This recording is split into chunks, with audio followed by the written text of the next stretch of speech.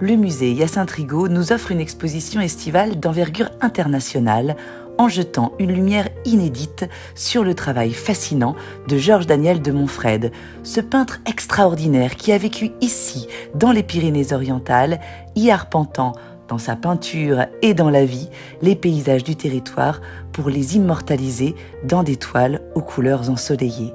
Sur plus de 400 mètres carrés, ici à Perpignan, cette rétrospective inégalée réunit près de 150 œuvres, nous proposant une relecture originale de son travail sous le soleil de son amitié unique et sincère avec Paul Gauguin.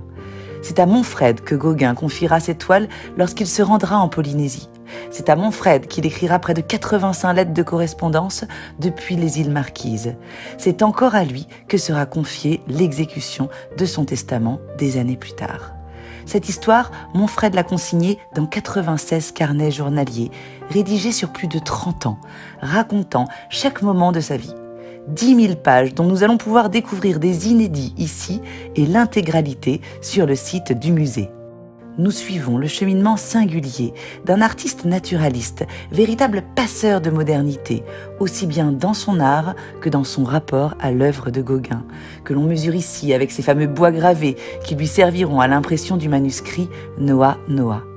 Une relation privilégiée entre ces deux artistes qui façonnera leur art, magnifiquement encapsulée par cette toile majeure qui présente, derrière le couple Montfrède, un autoportrait que Gauguin lui avait dédicacé, mis en regard avec l'une de ses sculptures. Une toile qui se présente ici dans un face-à-face troublant, mêlant en miroir les œuvres des deux artistes.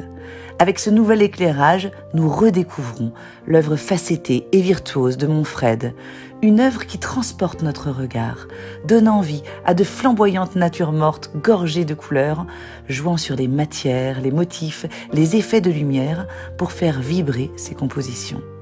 Nous plongeons aveuglément, ou presque, dans ces paysages baignés d'une lumière fauve électrisante, des paysages ensoleillés par les couleurs du bonheur.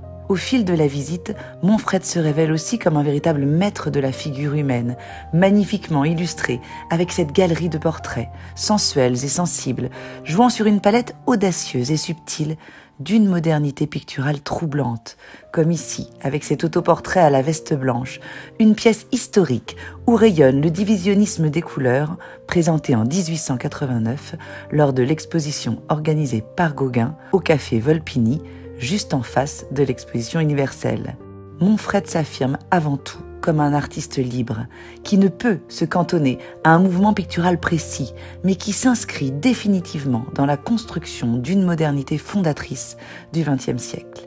Une éblouissante excursion artistique dans l'intimité de deux complices de toujours, à nouveau réunis dans cette sublime exposition.